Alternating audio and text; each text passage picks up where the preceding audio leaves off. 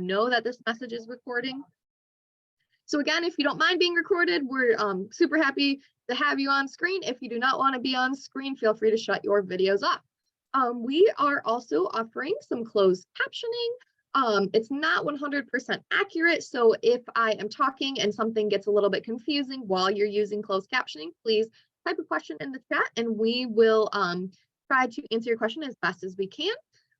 If you are not familiar with Zoom, just a couple of quick things to kind of help navigate through this class today.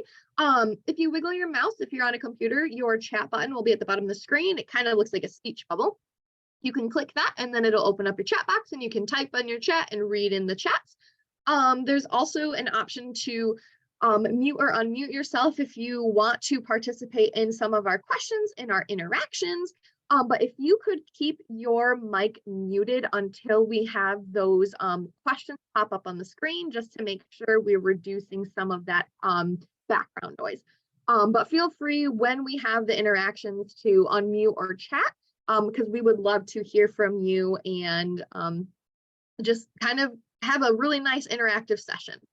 And finally, that's it. If you have any questions, feel free to type it in the chat, but we're going to get started. So to kind of start off our Rejuvenate Our Whole Self class, I want to talk a little bit about finding care and help at Bronson. So Bronson offers a bunch of different resources to kind of help you be the healthiest you can be.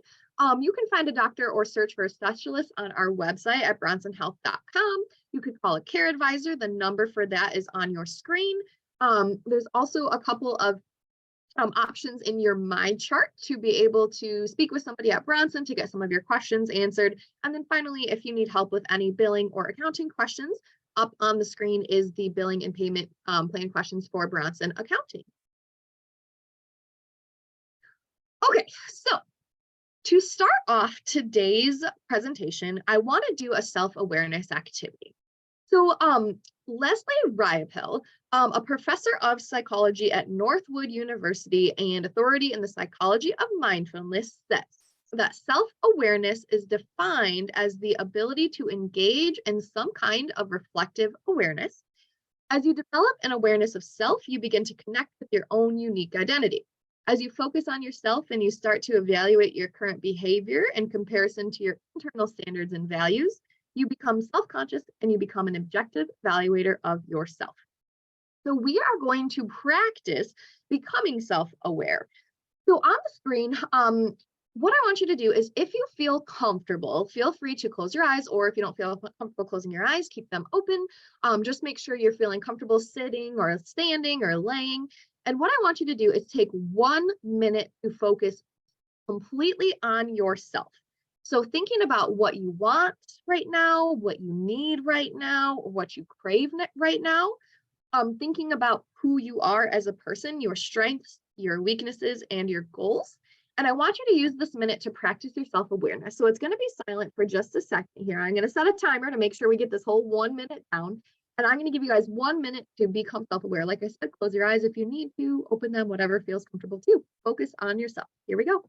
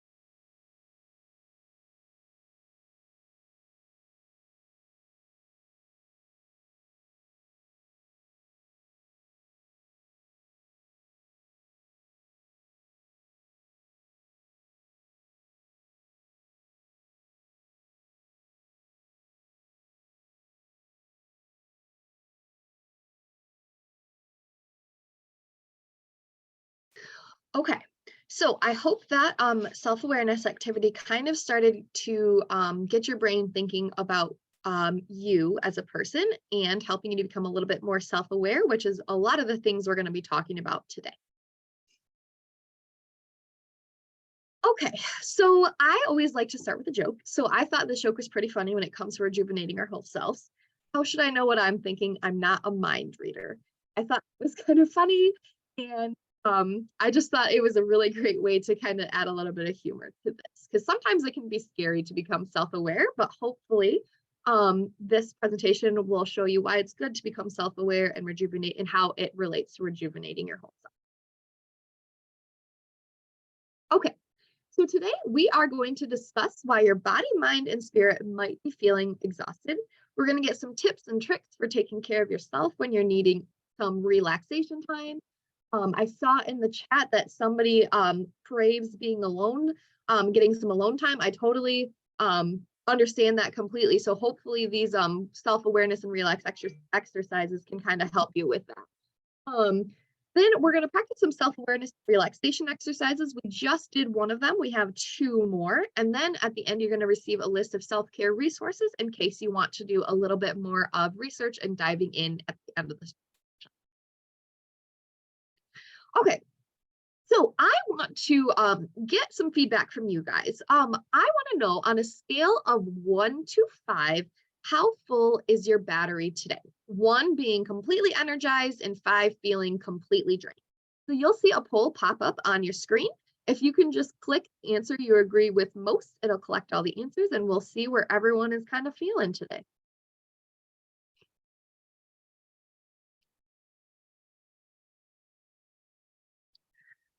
It's looking like a lot of you are feeling pretty energized, or excuse me, feeling pretty drained today. So hopefully I can give you some exercises to help you feel energized at the end of this. Thank you so much for sharing.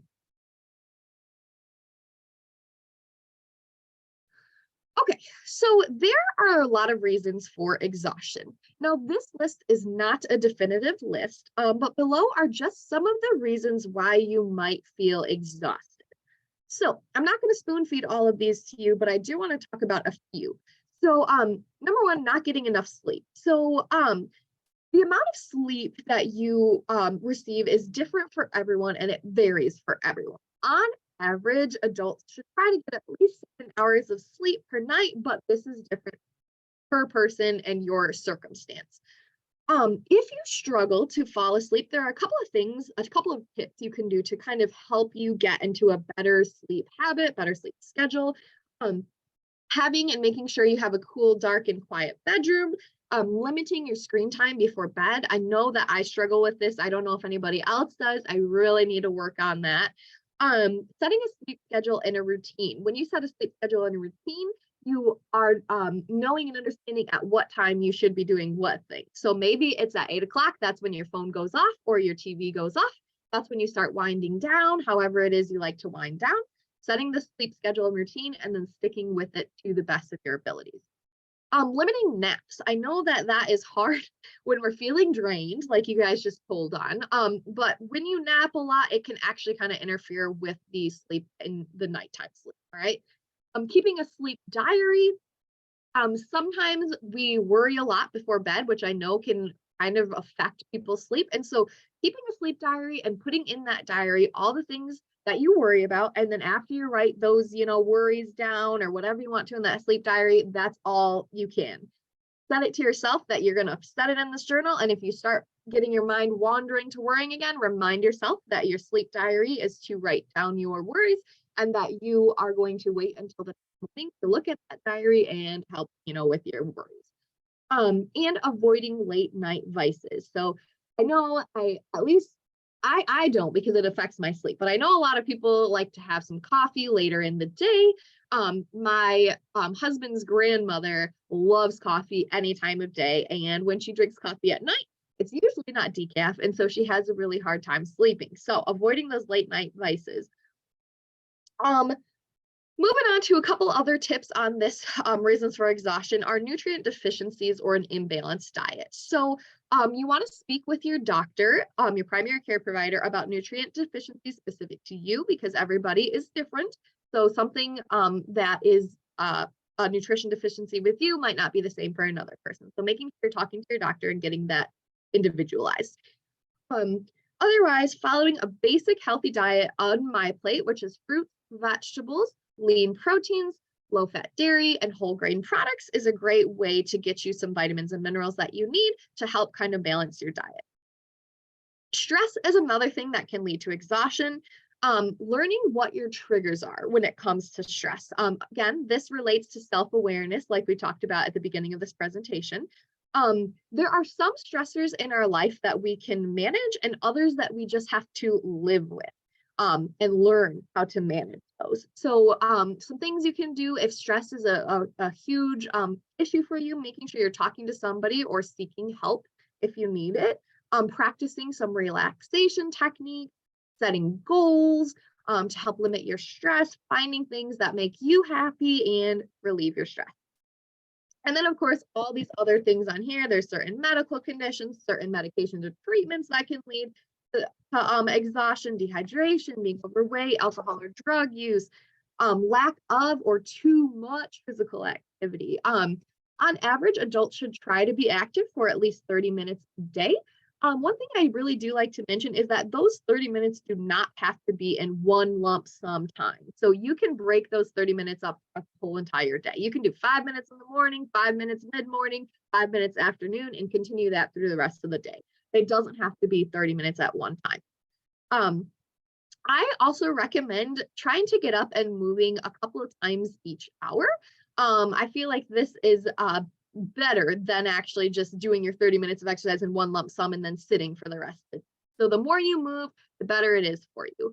When we're talking about exercise, physical activity, and moving our bodies, I really am passionate about encouraging people to find what they like to do when it comes to moving.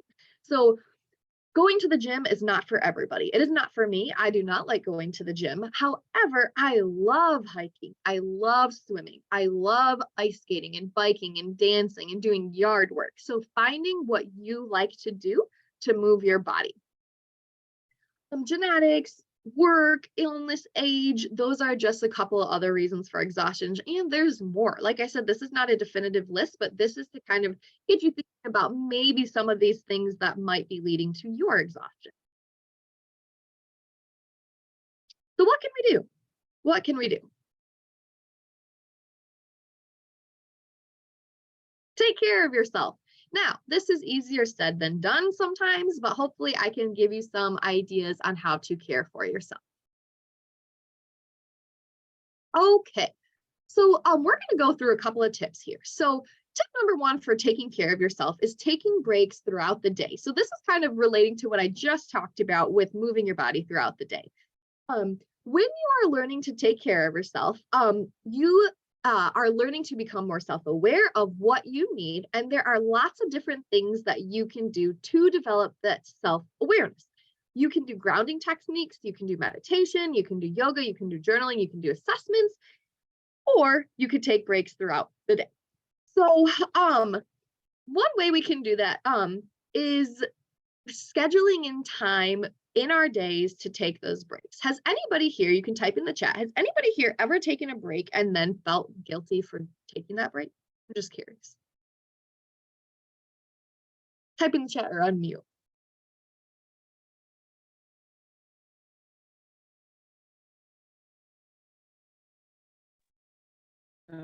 Okay, so I'm seeing a lot.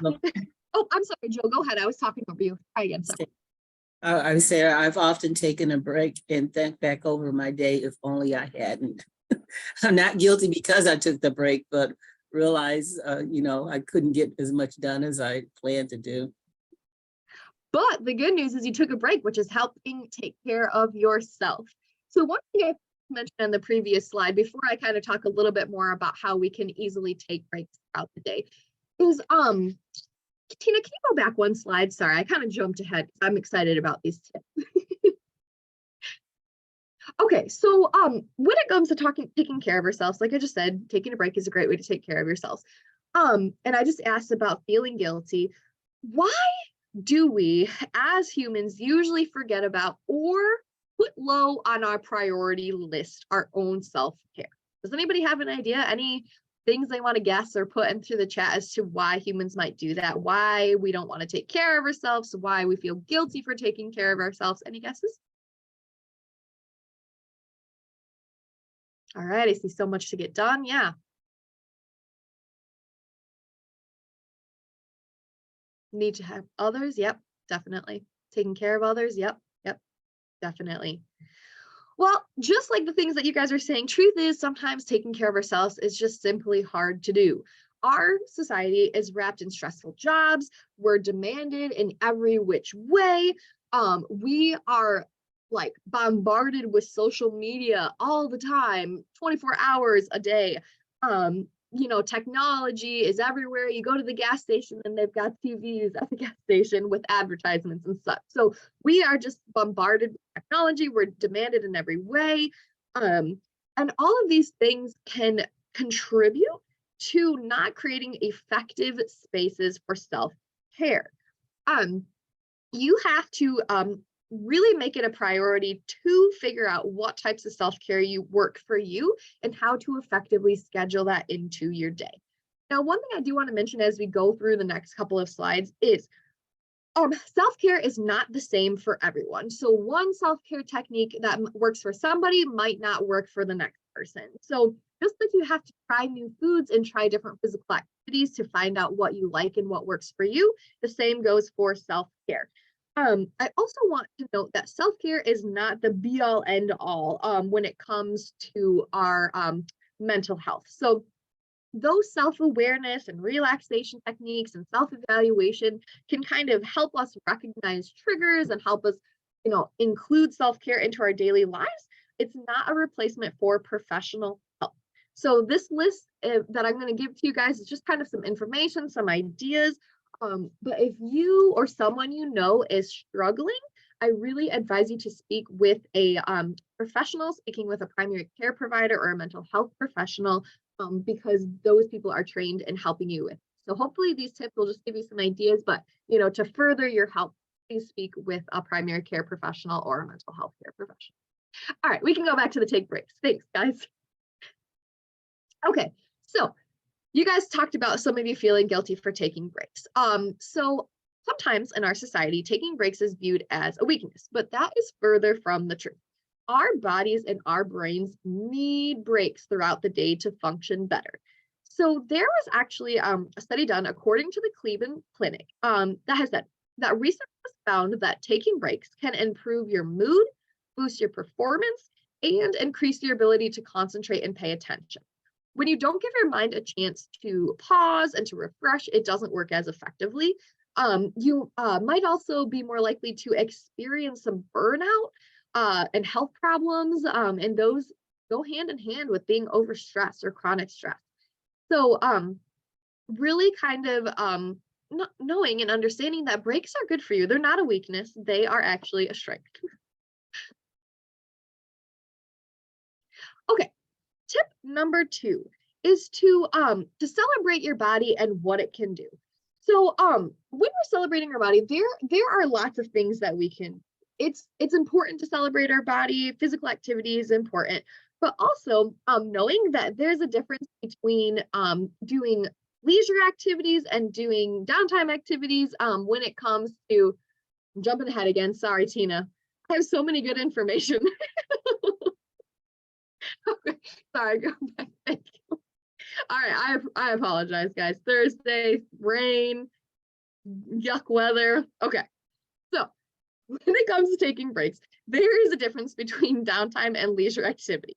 So leisure activities are important, but downtime is when actually we let our brains kind of wander free. So psychologist Scott B. Says that our brains do important things when they are not actively processing information.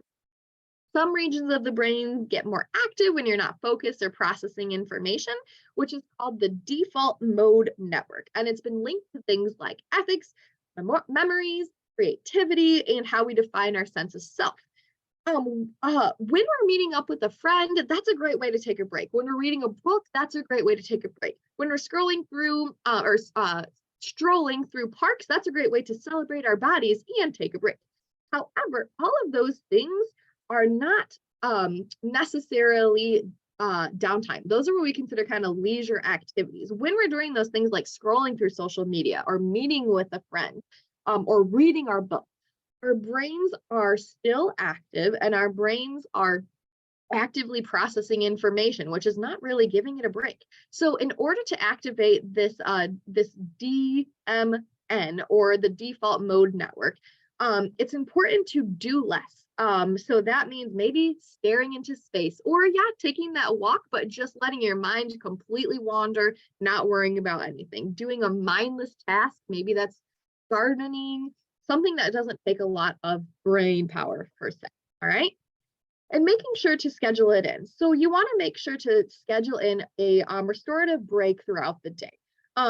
If you worry that when you're supposed to be doing a mindless task, you're not postpone it to a different time of day. All right. This is going to take some practice, but it's going to get easier with time. We always say practice makes perfect, right? If you need to guide your thoughts, you can put them in a journal. There's a ton of apps that help you guide your thoughts. So really kind of being mindful of these breaks and what these breaks mean to you.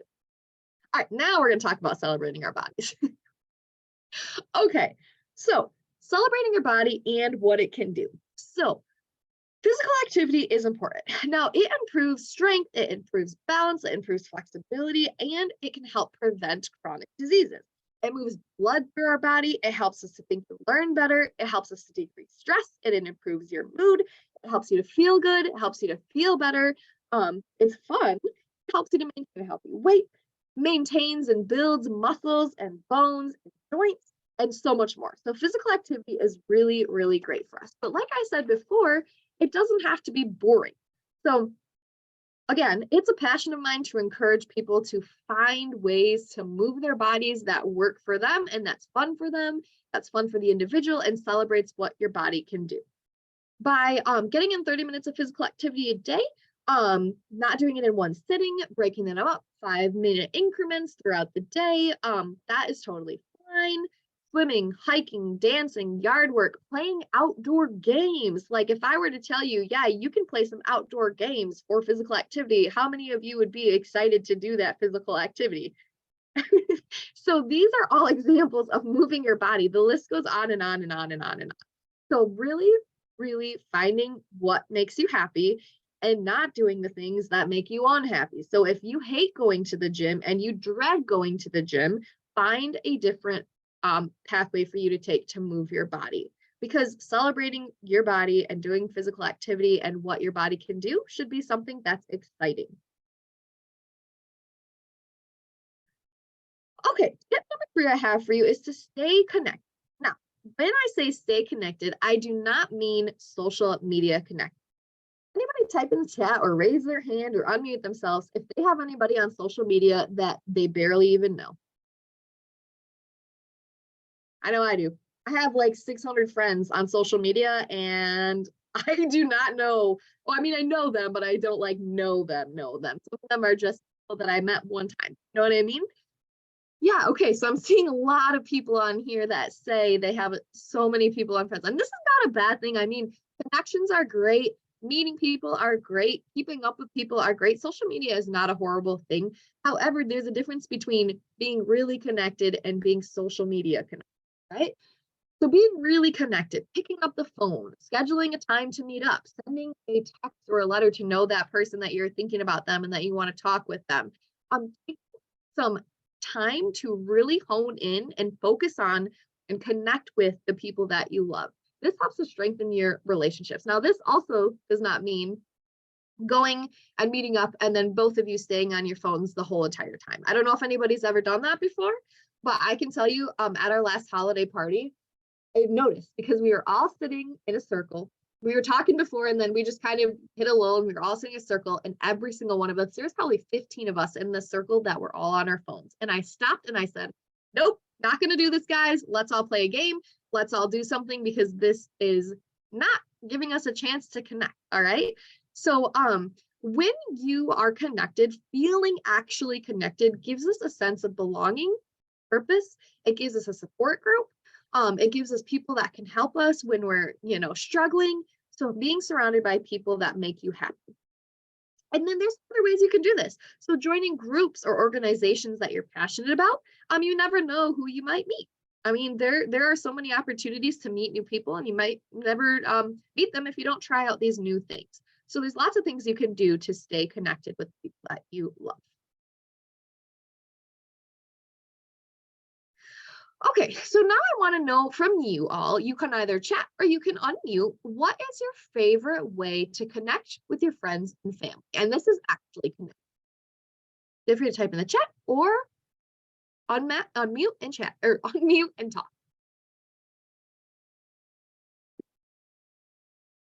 Dining together, meeting for lunch or dinner, being in person, meeting for a meal, going to dinner, meeting at restaurant, hiking, biking, running, going for a walk.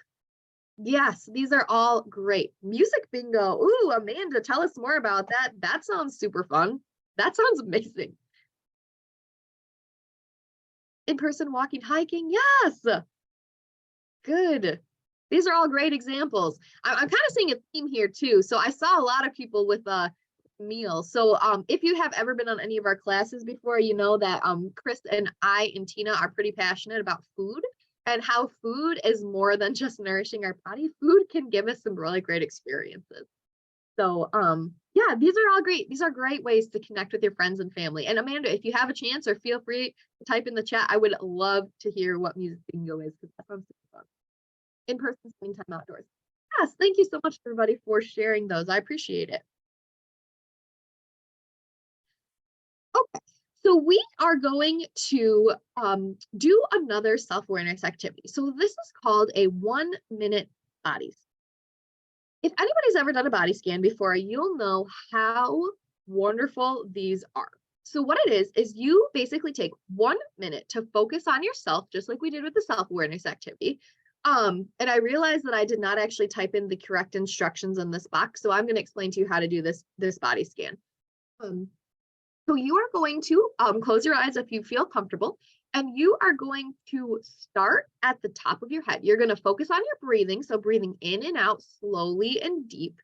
And then you're going to focus on the top of your head, and you're going to feel and sense the tension that you have on the top of your head. This minute body scan activity is really great because it's a mindful awareness of breathing and your body, and it helps you to pinpoint where that tension is located by focusing on these different parts of the body. So when I'm saying to start at your head, that means to focus on just your head for now. This activity is really great. It can help reduce stress. It can help improve well-being. It can decrease aches and pains, tension, because it helps us to notice and release that source of tension that we might not have, that we might have not even been aware of that we have. And it gives you a more positive sense of your own body. So focus on your breathing, close your eyes if you feel comfortable, and start at the top of your head. Notice where you're holding stress at the top of your head. Okay, it's going to feel tight. And when you notice it there, release it. All right. Now scan down your entire body doing the same thing, locating your tension and releasing that tension by relaxing those muscles, and move down to the next part of your body. I like to start at the top of my head, move down to my face, to my shoulders, to my stomach, to my hips, to my thighs, to my knees, to my legs and toes. And that's a great way to do it. So however, what parts of your body feels good, I'm gonna close your eyes. I'm gonna give you guys 1 minute to do this and just kind of focus on releasing that tension. Go ahead.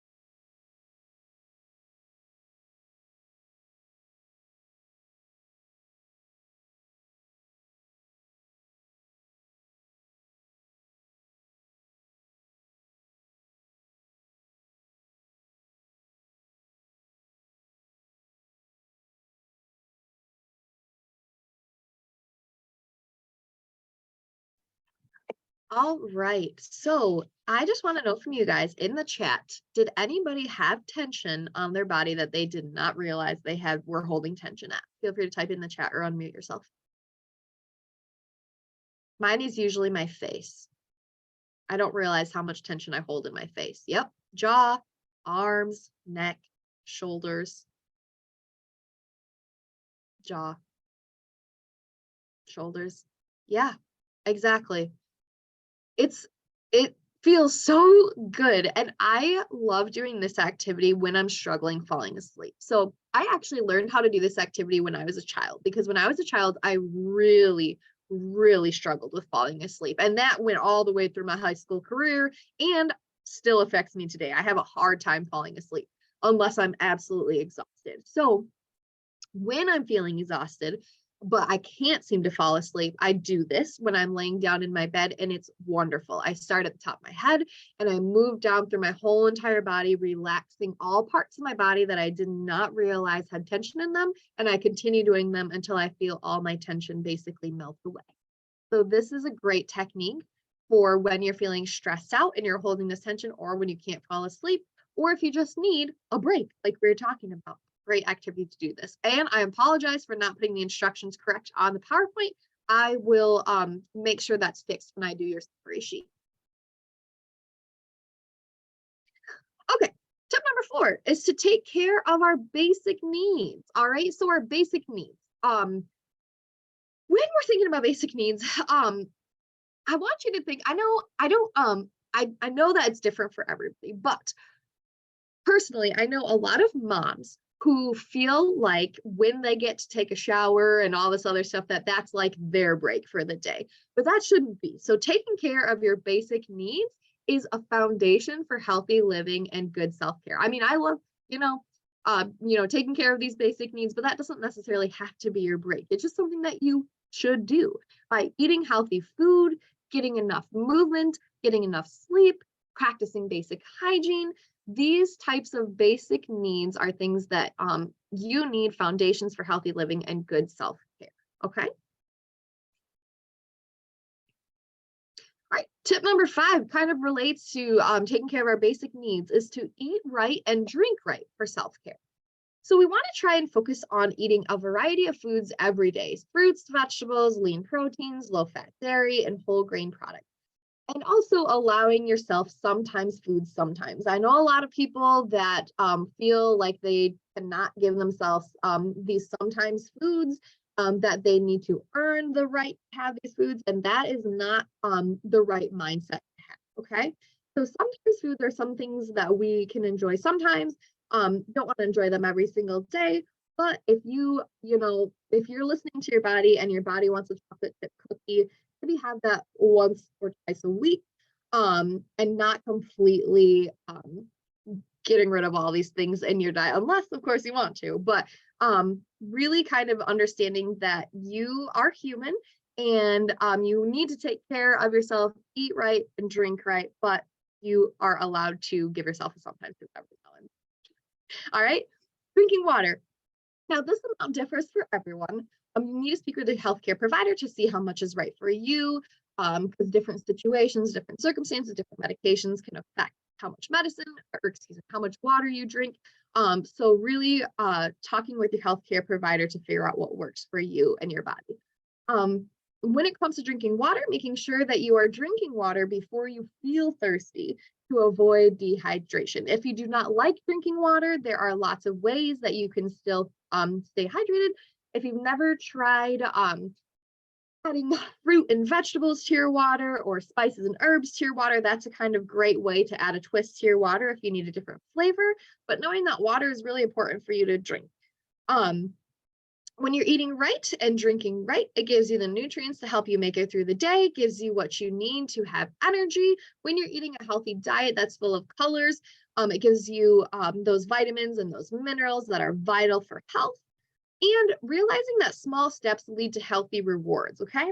Don't stress out if this is a new process for you. Taking small steps like adding healthier foods to foods that you already enjoy. Maybe you love macaroni and cheese, maybe try adding some broccoli to that macaroni and cheese, right? Or you love lasagna, add some spinach and onions to that, right? So adding those healthy foods to foods you already eat to kind of help you along the process is a great way to help you lead a healthier self and to rejuvenate your whole being. Okay, I just want to know from you a quick little break. How often do you practice self-care? So we talked a little bit about some different tips on how to help with your self-care. I just want to know, how often do you practice? A poll will show up on your screen. You can click the answer you agree with most. Do you practice it every day, a couple times a week, a couple times a month, or never?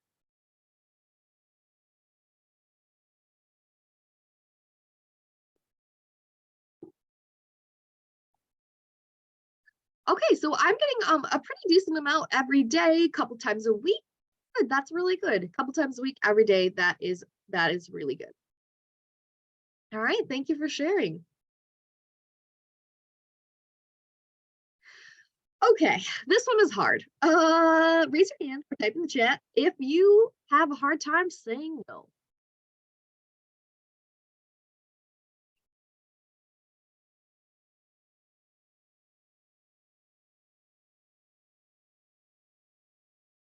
Yes, but learning?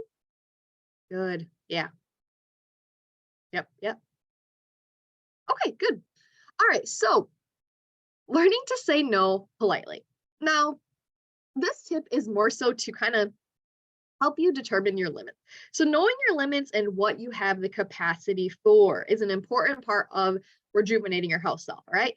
If you're saying yes to something that is going to stress you out or overwhelm you or take away from time that is scheduled for you and your personal health, learn to politely say no sometimes. If you're already overworked, adding something else to your schedule is not a great idea. It can lead to burnout and irritability. All right.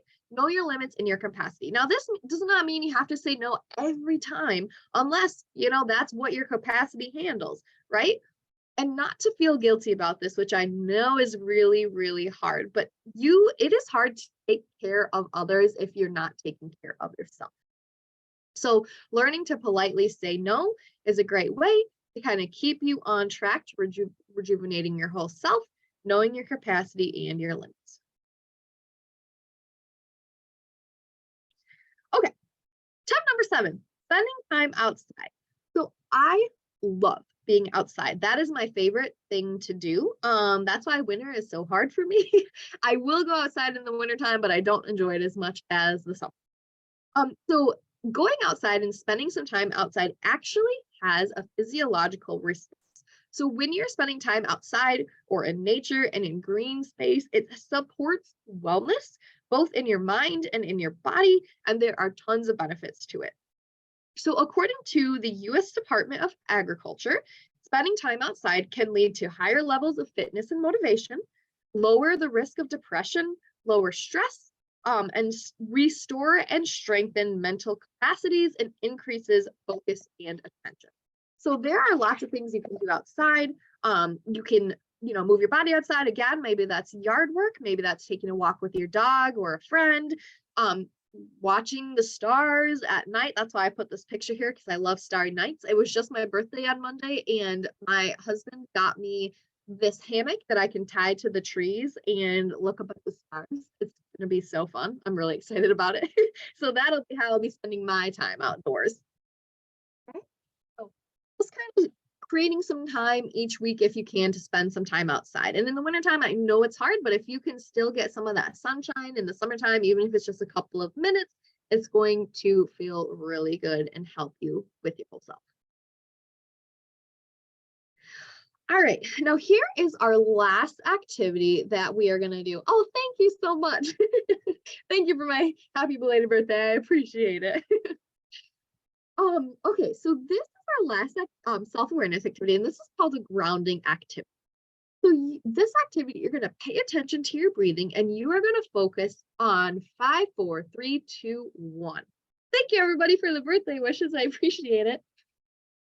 All right, when you're doing this grounding activity, I want you to focus on 5 things you can see, 4 things you can touch, 3 things you can hear, 2 things you can smell, and 1 thing you can taste.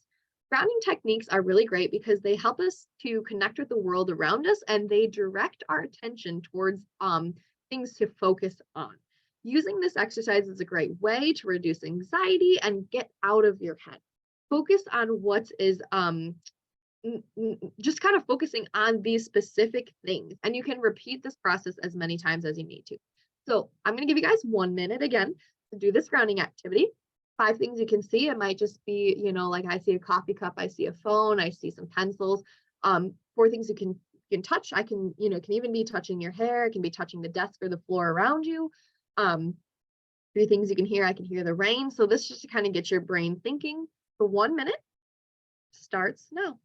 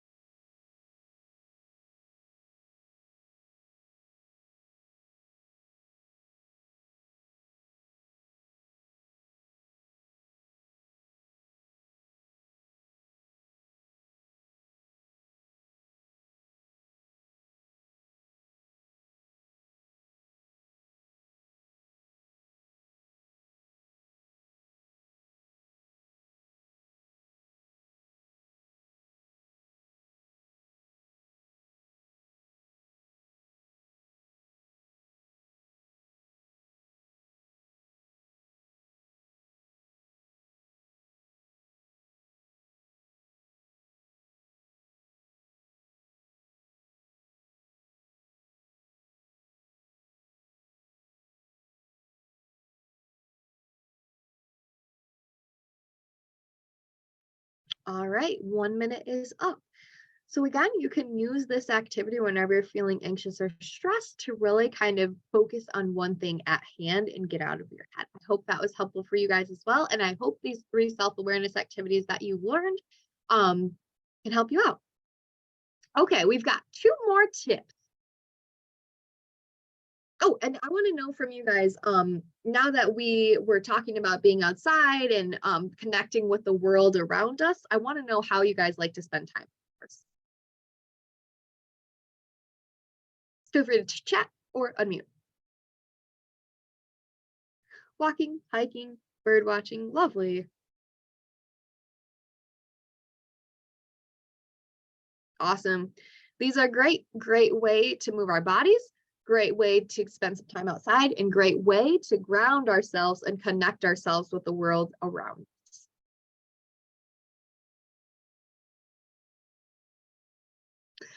Okay, tip number 8. Practice healthy behaviors and break your goals into bite-sized pieces. So understanding that new behaviors are not going to fall into place overnight.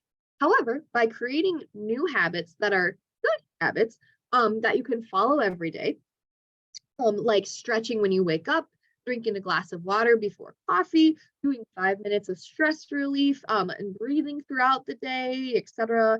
Practicing self-care and doing it in a manageable way. You will start to feel these benefits right away. So even these small little changes, these bite-sized goals that you have for self-awareness, for rejuvenating your whole self, you're going to start practicing self-care, therefore feeling those benefits right away. This can be kind of hard sometimes for some people because when we have goals, we get excited about them and we just want to do them right away. So piggyback new habits onto habits that you already do. So for example, after my morning shower, I will do 2 minutes of breathing technique. After I wake up, I will celebrate my body and do 5 minutes of yoga. So there are lots of things you can do to practice health behaviors while also breaking them into bite-sized pieces that are manageable, creating these SMART goals for you to follow. Now, it's okay to dream big for a goal. I want to practice a new self-awareness technique every day and master it that day. So that's kind of a hard goal to follow. It's a dream. It's a great dream to follow. But before you start to achieve that goal, break those into smaller bite-sized goals. Dream about it. It's great, but it'll be easier to achieve by moving small step by small step. All right. These small steps lead to big rewards. Looking for easy tasks in every goal that you set to help you kind of move to first base before you move forward. Start each goal with a simple task, make a checklist. In order to master meditation, maybe I'll schedule 5 minutes to practice it each day to help me master that. So that is another great way to rejuvenate your whole self. Okay, I love this one. Tip number 9, learn to be curious. Always continue to learn. So none of us know have the answers to everything. Becoming self-aware and realizing that we don't have all the answers and expanding our perspective and looking for new ways of doing things and being open to new ideas and suggestions and other people's thoughts and opinions, learning new skills, trying something new, learning about the world around you, be mindful of others and yourself, and seeking first to understand, be curious.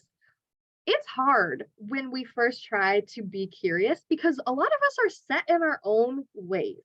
But when we're being curious, we are learning so much. And you never know what you might learn. All right. You are continue learning throughout your whole entire life. I really like this picture of a kid because kids are curious. I don't know if you've ever been around children who ask why. So why do we drink water? Why? Why is it good for us? Why? I don't know if you've ever had those situations where it's why, what, how, and so learning to kind of focus back on your inner child and being curious, always continue to learn, look for other new ways of doing things, listen to other people's thoughts and opinions. You do not have to agree with it, but listen to it because you might learn something new. Okay. And then finally,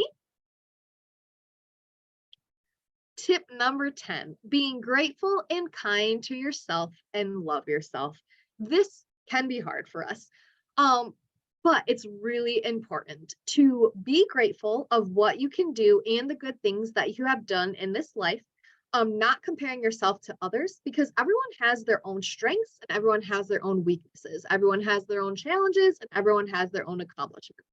Reminding yourself daily the things that you're grateful for, the things that you're good at, the things that you like to share with others, being grateful and kind to yourself and loving yourself.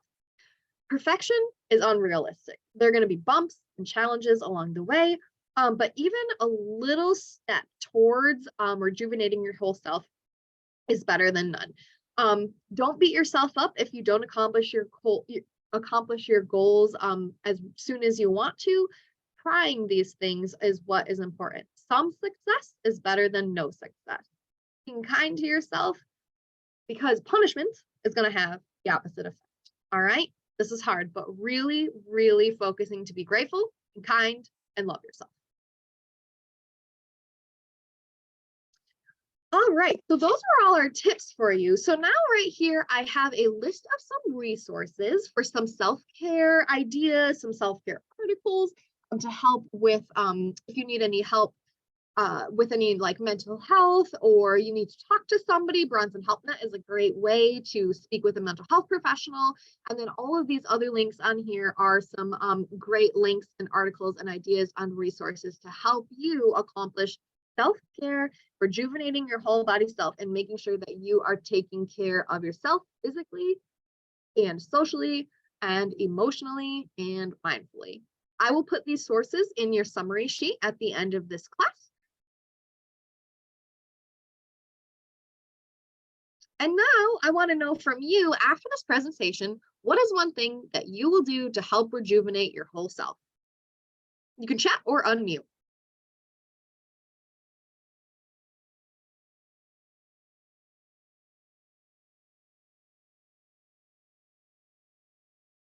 Sleep diary, taking the time to breathe, taking breaks. Yes, these are awesome.